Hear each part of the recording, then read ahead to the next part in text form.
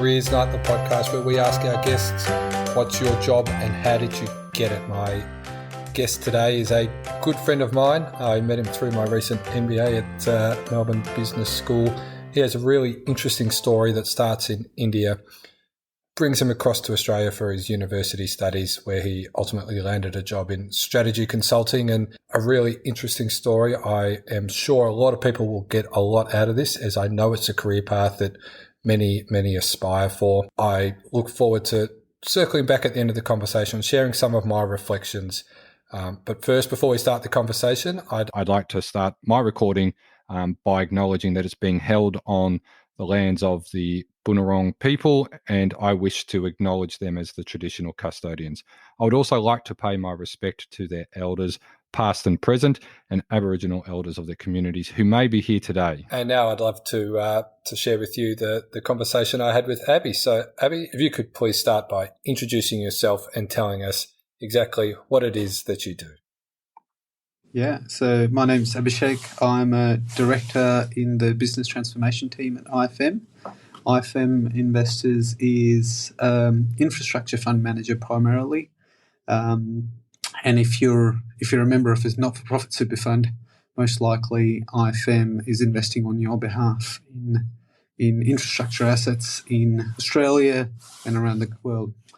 I work in the European strategy team, and what we're tasked with doing is thinking about what the business needs to look like in 5-10 years' time in Europe, and then setting the plans in motion to get us there. Very cool. So, and one thing that becomes quite evident through MBA and where we met is this interest that everyone has around strategy and working within strategy and organisations that do that. Can you tell us a bit more around what that involves? It's obviously looking to 5-10 years in the future, but deep dive a bit more into strategy as a general. Yeah. Well, before I do, I should also just state, by the way, in case the IFM team is listening, any views expressed are my own, and any advice is considered general in nature. Very good. We can get into a bit of hot water on some of that stuff. So I'll make sure I don't edit that bit out. Strategy. I think, as we've learned from our MBA, there's sort of different lenses to think about strategy. But some talk about kind of corporate strategy, some talk about it as business strategy. I think the easiest way to think about what I did, particularly in my old job as a management consultant, is help my clients work on the business rather than in the business. People can argue over what the definition of strategy is, and what is strategy and what isn't strategy. I think in our case, we often worked on 3 or 4 very similar problems. The first one is about kind of helping organisations set their aspiration. Some described it in a purpose, some described it in a vision, some had a 3-year financial objective, but it was about setting your aspiration. The second set of work went around making some high-level choices about where they're going to play and how they're going to win. And in some cases, it was for a particular team in a particular organisation. In other cases, it was for a large conglomerate that was trying to make choices at an industry level about which businesses it's in and what's its value proposition in those businesses. But it was really about making some choices about what we will and won't do, who we will serve and won't serve.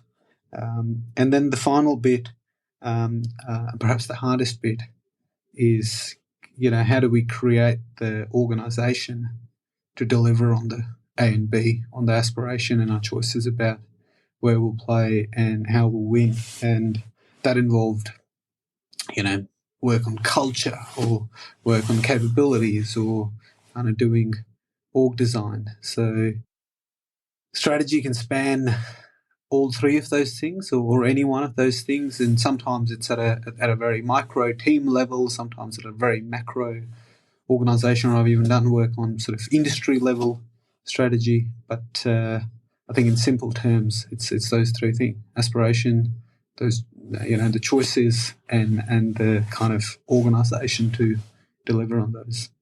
I like it, and as you said, it's precisely what you learn, and there's so much to it. And I think towards the end of our conversation, we'll circle back to your time in management consultant. But what I do know is that there are a lot of people sitting in school or uni lecturers who aspire to get into management consultant and to do the type of work that you're doing. So I'm interested to dial the clock back and start right back at, I guess, your earliest memory of what you wanted to do or what you wanted to be when you grew up, and we'll move forward from there. Yeah, well, it wasn't necessarily being a management consultant, because I don't think a 5 or 6 year old really knows what a management consultant is. So I grew up in a family of engineers. My dad's an engineer. My uncles are engineers. My sisters are engineers. My dad our family business was brick manufacturing. So he had a brick manufacturing factory in India.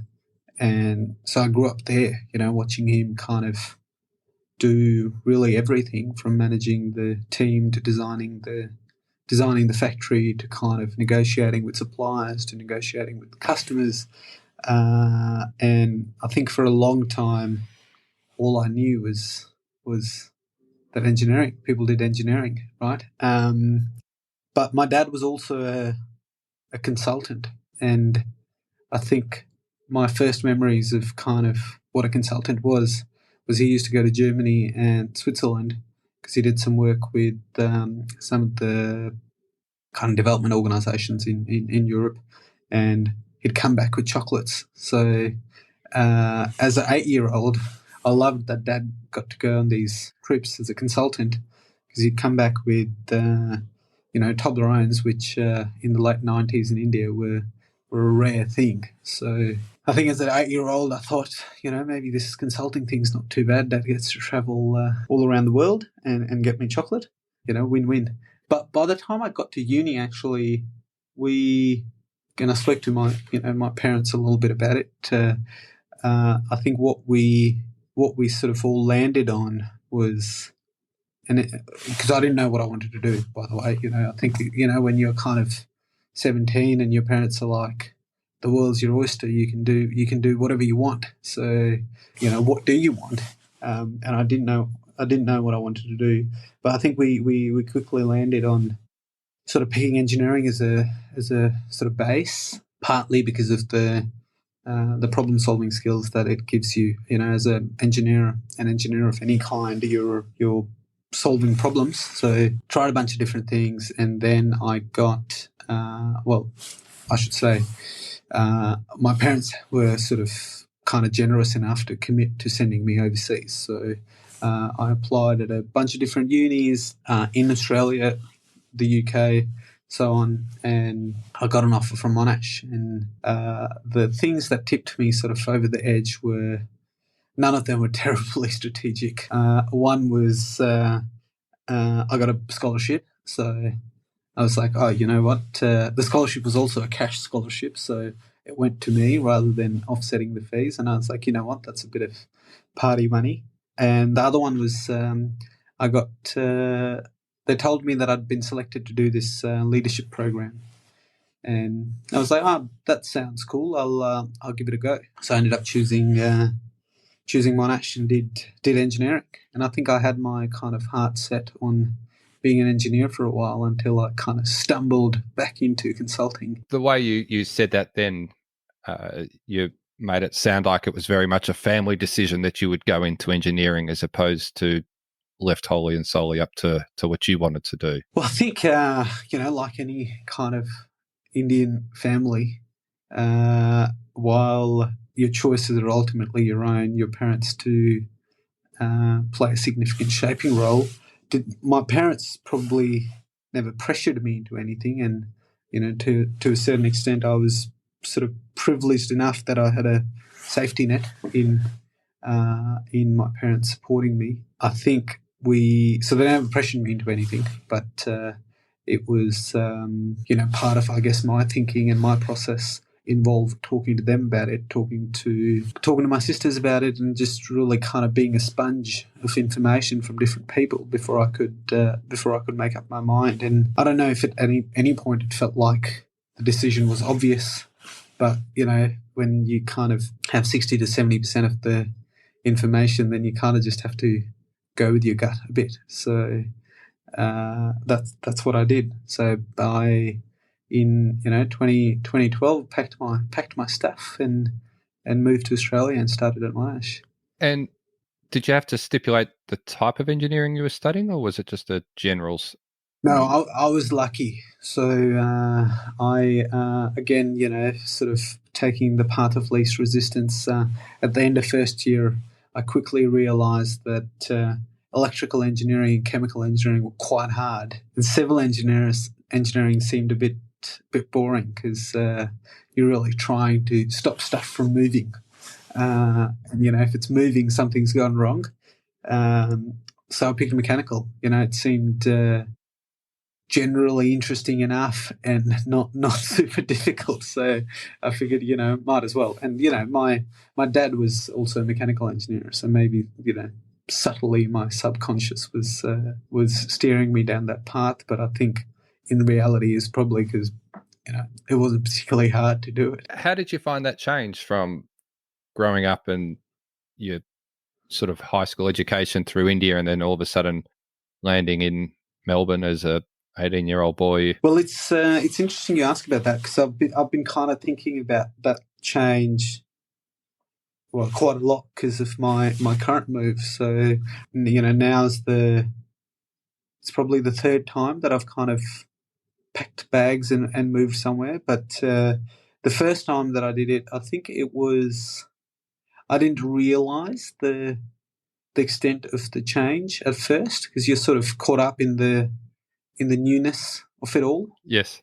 For me, it was quite different going from, India, living with your parents, very different kind of society, to being in Melbourne, right? And kind of having all the freedom you want, none of your parents kind of sort of worrying over you.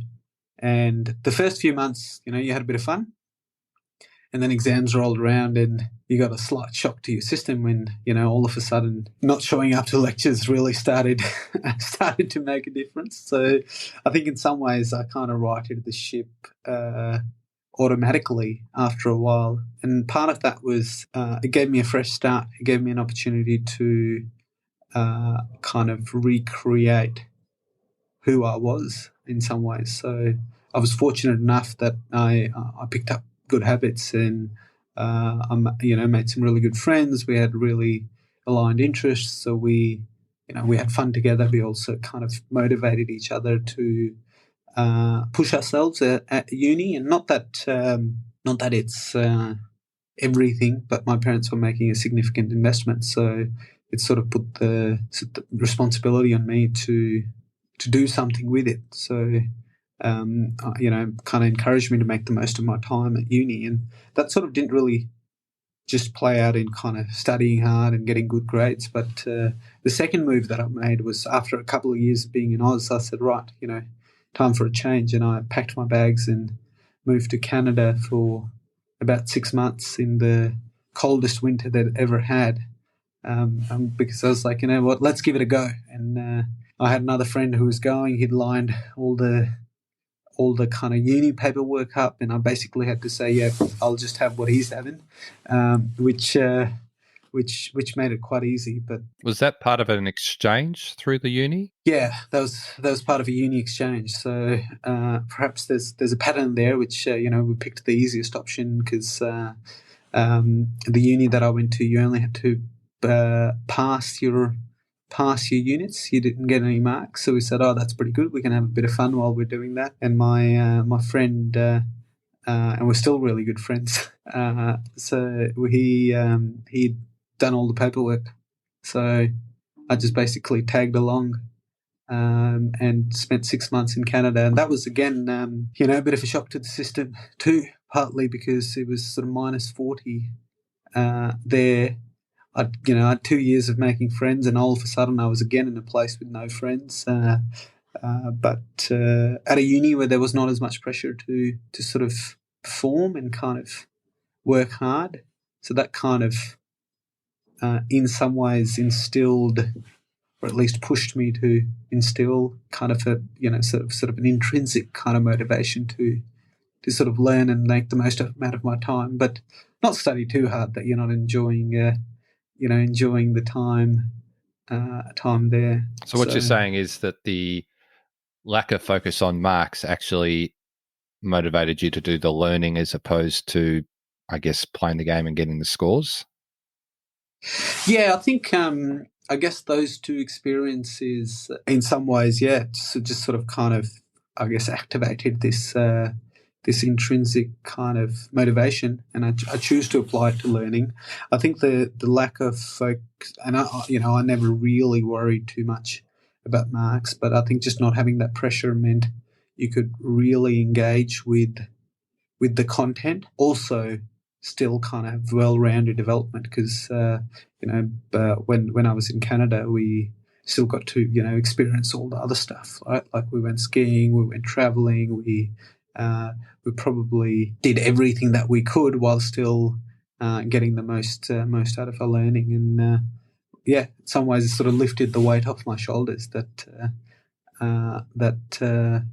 might exist otherwise, and that sort of carried through to when I came back, because I sort of came back into sort of the peak of my uni kind of degree, and a lot of that was meant to be self-directed, and you had to, when you do your kind of honours research in engineering, you pick the topic, you have to go convince a lecturer to work with you and so on. So it sort of paid dividends in ways that I probably didn't expect at the time when I was doing it.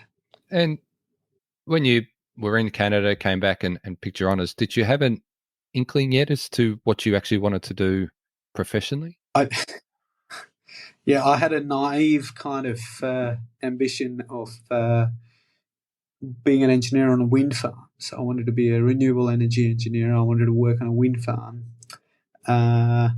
Unfortunately, it was right about the time when the government was shifting away from its focus on renewable energy, and actually we've had that for the last 7 or 8 years in Australia. So there were no jobs, and so by the time I finished my degree, I'd done a couple of little internships. I worked at a factory which was a industrial gas manufacturer, which was fascinating experience, working with a bunch of real kind of blue collar tradies. I did a little stint at a sort of engineering consulting startup until that someone I knew who was once a management consultant said, "Hey, have you thought about management consulting? And here's someone who's hiring. Why don't you go talk to them?" So that that seems to someone on the outside an unusual referral or recommendation. Like, the management consultant typically looking within engineering. What was the process for that person to think that that you'd be a good fit for that? Yeah, good question. I mean, I'm not sure what went on in their mind, but I can tell you my perspective. So I mentioned I'd sort of one of the reasons I decided to go to Monash was the leadership program, and that rolled about in kind of my second year at uni. So you don't do it because I was an international student. I didn't do it in my first year. I started from the second year, and part of that was giving you direct access to industry leaders so that you could learn from them. And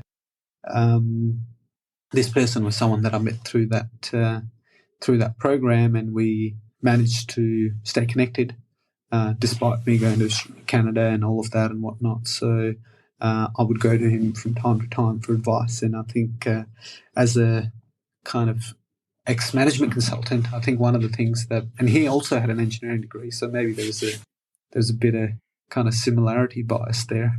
Yes. But one of the things that he was quite firm about was the basic skills that you learn in engineering are very kind of transferable to management consulting, because what we're essentially working on, and not just in management consulting, actually most sort of professional careers where often the problems are ill-defined, there's lots of kind of different factors and competing forces acting on it, and you as the problem solver or as the engineer need to be able to orient yourself to the problem and break it down and then solve it. And you do that all the time in engineering. Basically every engineering problem is structured like that.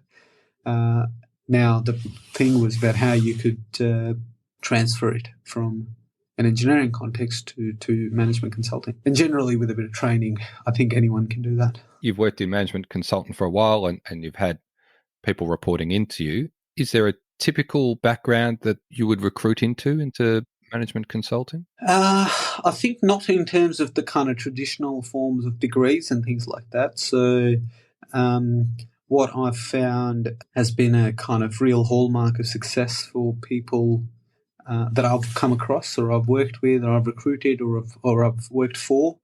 I think first and foremost is a kind of natural intellectual curiosity. There's some of the smartest people that I worked with were smart not because they had all the answers, but they would really kind of, work away at a problem because they were naturally curious about it and they really wanted to learn. So whether they did it themselves or whether they drew other people in or whether they did a lot of research, so they were kind of naturally curious.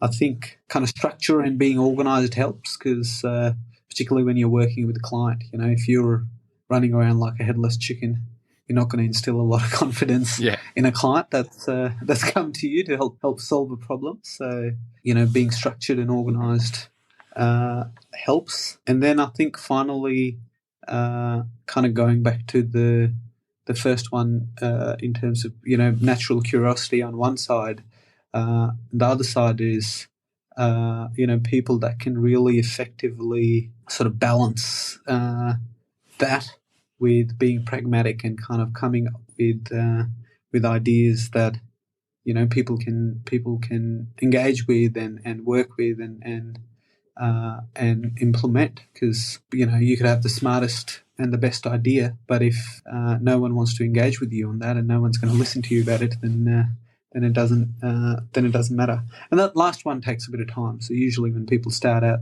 I think if they've got one of the three, that's not bad. If they've got 2 out of 3, it's pretty good. Very good. I think Meatloaf had a thing or two to say about that. So you got the referral and someone said, I know a firm that's recruiting management consultants. What was the process from then like? Management consulting recruitment processes are pretty standardized. So often what they're testing for is really kind of 3 fundamental things. The first one's your kind of ability to solve problems in a high pressure environment. So, there's case interviews, right? And you'll have 1 hour, they'll throw lots of questions at you and give you often incomplete sets of information, and you have to work with them to kind of solve the problem. So I think that's the first one. I think the second one that they'll look at is your ability to communicate effectively and sort of not just solve a complex problem, but in some ways solve it and then be able to explain it in a way that a 5-year-old could understand it, because you kind of have to work through the complexity to get to that level of simplicity. Again, in that kind of case-based interview, and I had to do a couple of those, you're working through that. And the third bit, and perhaps the one that gets kind of least talked about, is to be able to really identify what matters here and what's important here. Because often you'll get provided with vast amount of information, or there'll be 20 ideas that you come up with. But what the interviews are usually pushing you to do is identify what really matters here, what's really going to make a difference. And I think that last one comes a little bit with experience, but also comes a lot with practice. So, for anyone that's looking to do case-based interviews, fortunately or unfortunately, the thing you need the most is practice. You just have to do a lot of that. And that's a seriously complicated process for a graduate coming out of university. I think back to my time, and it was one interview, and here's a graduate job, off you go, good luck. And this is a big process. Do you have a sense of how many start that process and make their way through it? Yeah. I mean, unfortunately, it's becoming a bit of a numbers game, right? When we used to advertise, and I worked for a boutique, we'd get tens and tens of really high quality candidate. We might get hundreds and hundreds of applications, but often we were hiring for a handful of positions. So we'd normally, and because we were a small firm, so we'd interview maybe 6 to 10 people at a time, and sometimes no one would get an offer. Sometimes we might make 1 or 2 offers. So that's it really kind of just narrows. Yeah, it's quite brutal, really. If you think about hundreds of applications to somewhere from 0 to 2 people being offered a job, it's challenging. I guess then hundreds of applications is a lot of interest in these career paths, and obviously a lot of people aspire for them. Can you tell me a little bit more about when you started out as a graduate, what the job actually entailed? What was the prize at the end of this interview process to get the job? I think often we kind of convince ourselves that when this next thing happens, I've really made it, right? Like when I get X, Y, Z, I've really made it. I think I can tell you that before every kind of milestone, including getting this job, and I'll get to that in a second, I always felt like if I get this next thing, I'll have made it.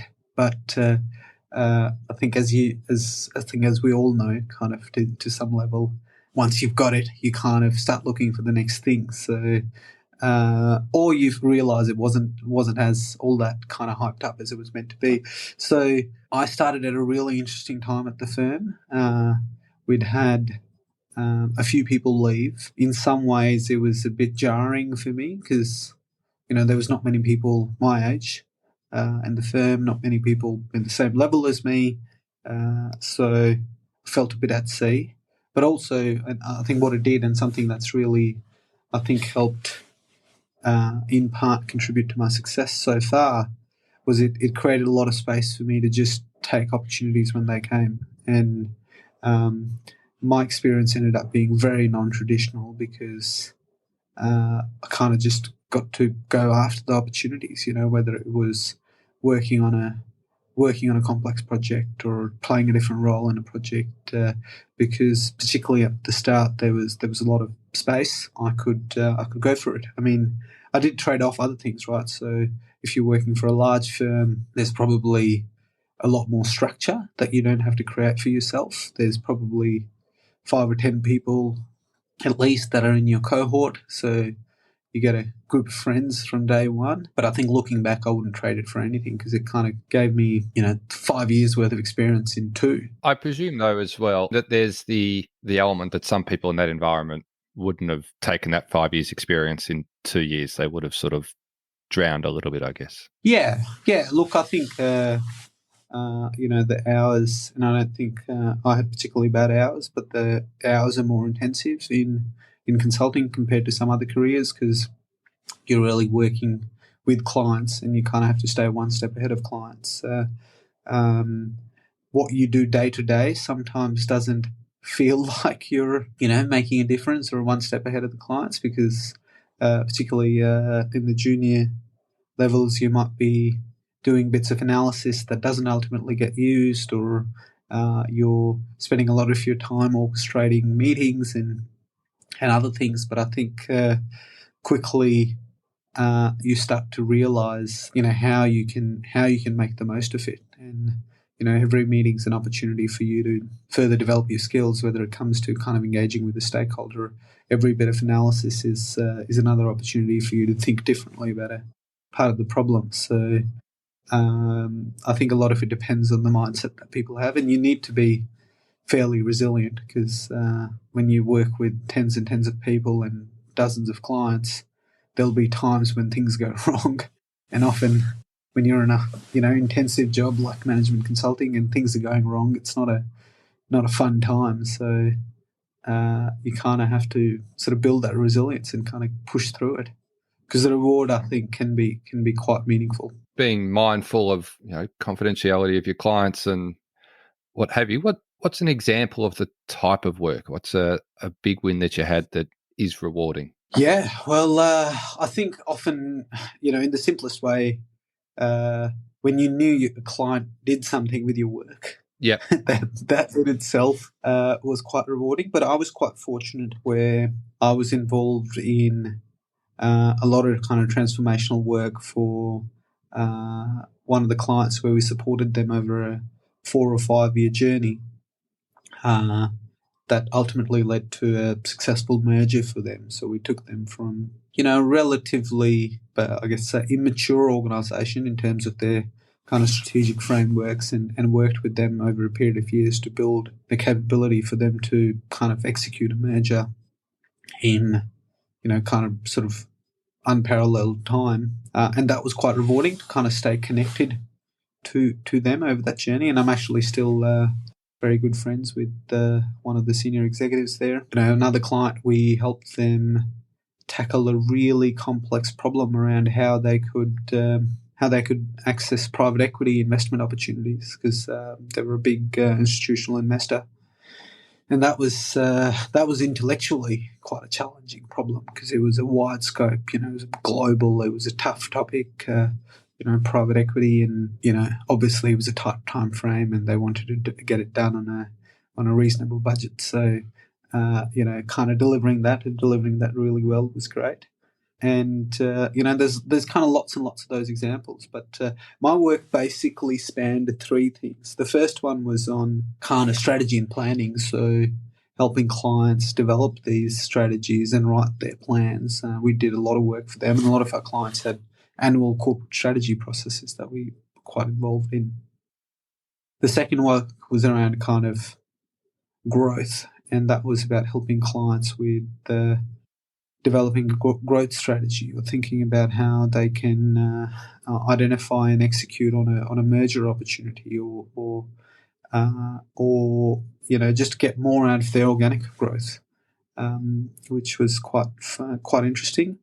And the third one was all around the organisation, so helping a client with organisation design, helping them build new capabilities, helping them, kind of benchmark how they performed and what they could do better at. So those 3 things were roughly what my kind of work spanned. Sometimes we did everything for a client, and I had a lot of clients where we worked on everything. And sometimes we got sort of brought in to work on a particular topic. For you and the organisation you're working for, does that most of that sat within one industry, or did you span across multiple industries? Well, I started off as a generalist, so I worked in a range of industries. Did a bit of healthcare, a bit of utilities. Dabbled in energy. But over time, I kind of gravitated towards working in kind of what we called our sort of institutional investor practice. So by the time I left the firm, I was leading institutional investor practice. And there we served some of Australia's largest investors. So these are large organisations. Most of them were, a lot of them were not-for-profit super funds.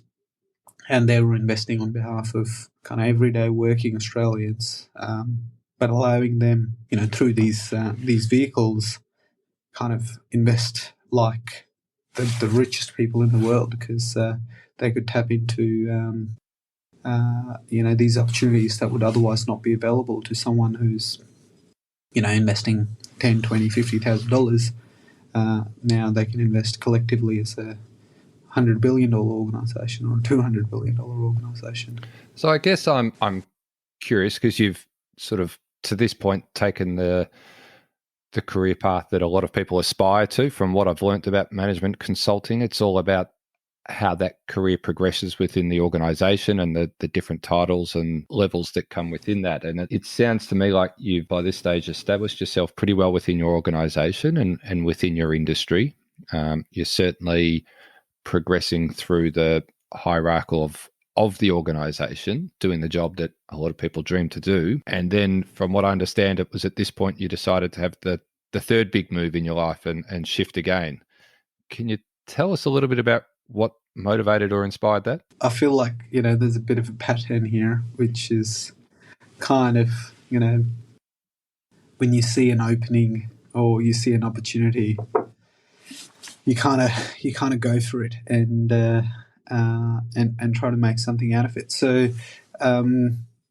it wasn't, I think, the committing to move. So, and now I live in London, been living in London for 3 months. I sort of uprooted life, resigned from my old job in March, and then moved after the MBA in August. So I uprooted life relatively recently. But the decision to move was not, again, it was one of those ones where when you had 60 or 70% of the information, then you kind of went with the gut. And, you can kind of ask yourselves, is it luck, or is it, the kind of, that old saying of the harder I work, the luckier I kind of get. But I had, I'd always wanted global experience. It was something that I was pushing for within my role. I had spoken to my partner at times about, what if we did this? And I think it was always not out of the realms of possibility. I just had a few signals about, I had someone who I really respected and worked closely with who got a new job in London, and they were moving there in March, and I was like, hey, what a great time to move. I know someone there, I get access to the network, and what's the worst that could happen? It doesn't work out, and then I can always come back to Australia, and I'd have, I'd like to think I'd have had my life there.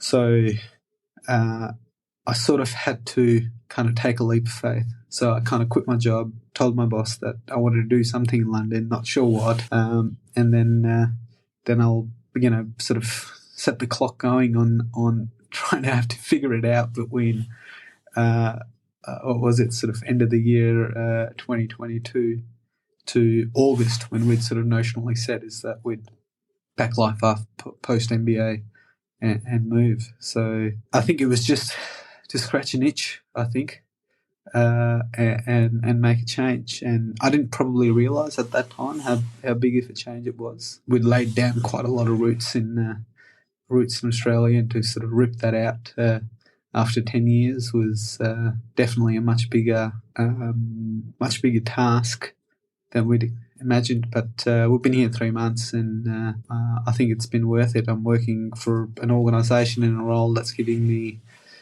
kind of global experience. I'm working on problems that just as complex, if not more complex, and particularly in my current role, I've the sort of the privilege to be involved in kind of seeing it through, not just kind of coming up with an answer, but actually seeing it get or being part of the team that's implementing it. Yeah, and I imagine that's the next frontier for a strategy consultant, to not just sort of land the strategy, but to see it executed and follow through. And I think it's interesting that your reference to the harder you work, the more luck you get. I think you have a real knack of downplaying the amount of work you do. And I suspect it's in part because you've always been in this management consultant lifestyle. But, for someone who just works the 9 to 5 sort of job, the hours you work are very different to what I'm used to the extent that, what time is it where you are right now? 11:30 or something? And 11:20. I'm in Luxembourg at the moment.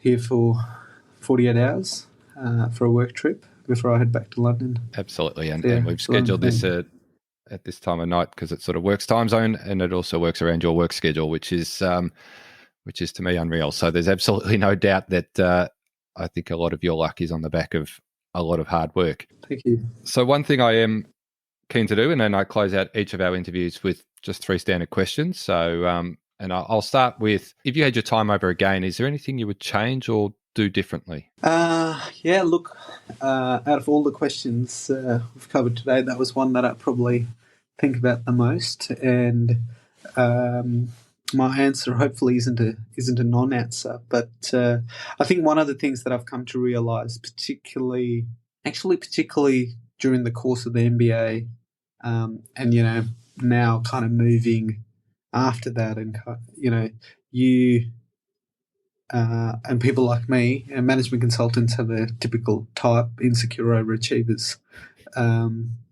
You don't take the time to kind of enjoy the moment. So it's often, right, okay, what's next? Or, you're always pushing to kind of get to something, but you don't really kind of savor it when you get there. And I think if I could go back, I think there's times in my life or friends that I've been with at times and whatnot that I wish I kind of took the opportunity to really, enjoy that time rather than having one kind of eye to, okay, what's next? So I think definitely that.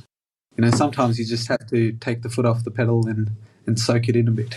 Absolutely, and I fully endorse that, and I am very confident that if you do that well and you do it regularly, it doesn't come at a trade-off to progressing in your career and still achieving what you want to. I think it's not a zero-sum game, but it's something you can really, really do and almost do better in the other side of things as well. So it's a really cool reflection.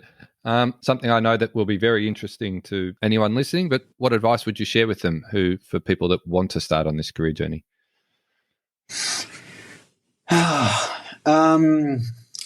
It's hard not to be kind of glib about this, right? Because it's different for different people. But I think I'd say having a plan matters. What's that quote?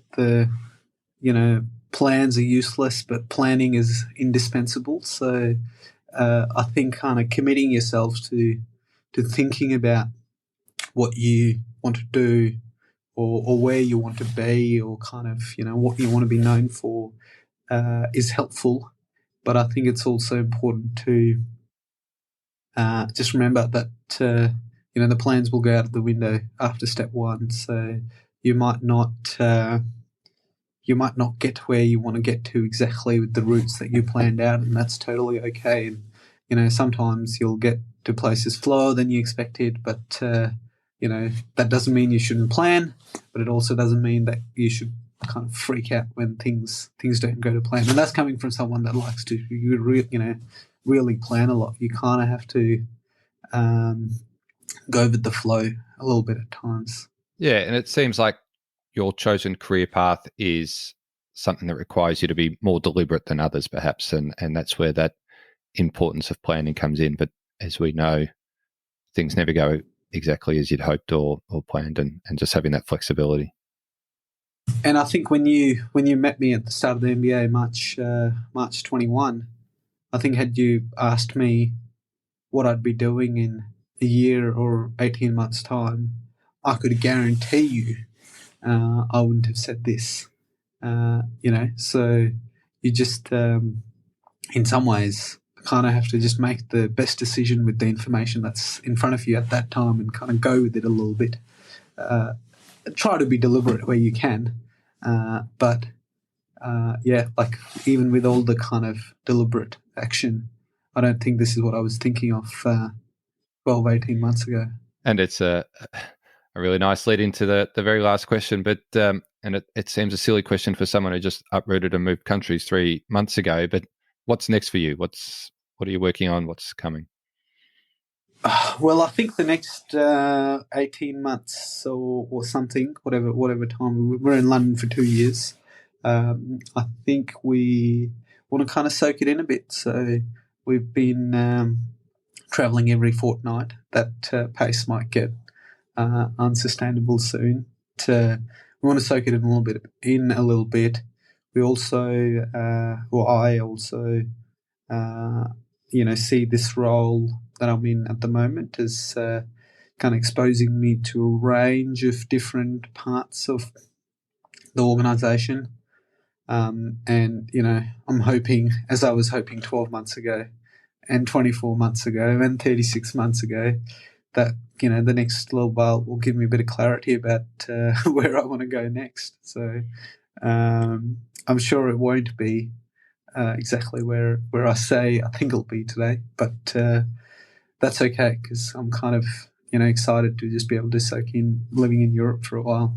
Yeah, and hopefully taking the time to your last question to just enjoy the moment and sort of appreciate where you are and get something else out of it. That's the plan, and squeeze in some trips around the European kind of continent. So off to Barcelona, and then Bordeaux and San Sebastian. So got a few things on the go soon. You make it sound very good. So we'll just suffer through the very cold, wet start to the Melbourne spring. So while you travel around, so I just want to sort of close out there and say thanks very much again for making this work. As I said, it's an ungodly hour for where you are, and you're traveling and working hard. So I appreciate that the time you've taken to do this and to be so sort of honest and open about your career has been really interesting, and I'm sure something that a lot of people will get a lot out of. My pleasure. I hope it's been interesting because I don't know how interesting I can be. It's sort of 11:30 on a Monday night. It's been very interesting because I think it sort of lifts the curtain a bit on what this career is that a lot of people aspire for, and I think that's going to be very valuable. So there it is, a really interesting and inspiring conversation with Abby, and I took a lot from it. I have to be very honest that strategic consulting is not a career path that was on my radar when I was in schooling and early parts of my career, but I have subsequently learnt that it is a career that a lot of people aspire for, that a lot of people decide from very early on that this is what they want to do, and they mould so much of their education and their university experience around achieving this career. And as Abby shared with us, it is not a small achievement. The work required just to interview and get to the point of a job offer with one of these strategic consulting firms is significant. And Abby does a really good job, and I've gotten to know him so well, and his work ethic is absolutely second to no one that I know. So I promise you that when someone like Abby tells you that the workloads are serious or that there's a lot to it, I guarantee you that it is a career that asks and demands a lot of people. That said, it is one that most people in that work find incredibly rewarding. You can hear from Abby his passion and his excitement in this job. And for people who do land in this career, who are successful and make that career progression as Abby has, then it is hugely rewarding. And the experience, the wisdom, the what they bring to the table is undeniable. And I think it's a career path that, I understand why so many people want to do it. I understand the attraction to it, and I just feel that it's one that shouldn't be taken lightly. But it is a great example for someone who does aspire for that they need to be all in. That this is not something that you can just have a dabble at and decide, let me have a look at it and see how I enjoy it. And if I want to continue with it, this is something from the day you sort of start that university journey through to years in the job that you need to be all in. And without that, I think it is going to be truly difficult to be successful in this career. But for those that are, it's just such a great way to start your working life, and they learn so much, and it's such a valuable career. And I've been on the side of it where I've worked with the strategy consultants within organisations, and their value is absolutely there, and what they learn and experience is brilliant. So once again, thank you again for joining my conversations. I hope you get as much out of them as I do. If you do, please share with someone who who's at this stage in their career journey, looking around and trying to work out what they do. So thank you, and until next time, really appreciate your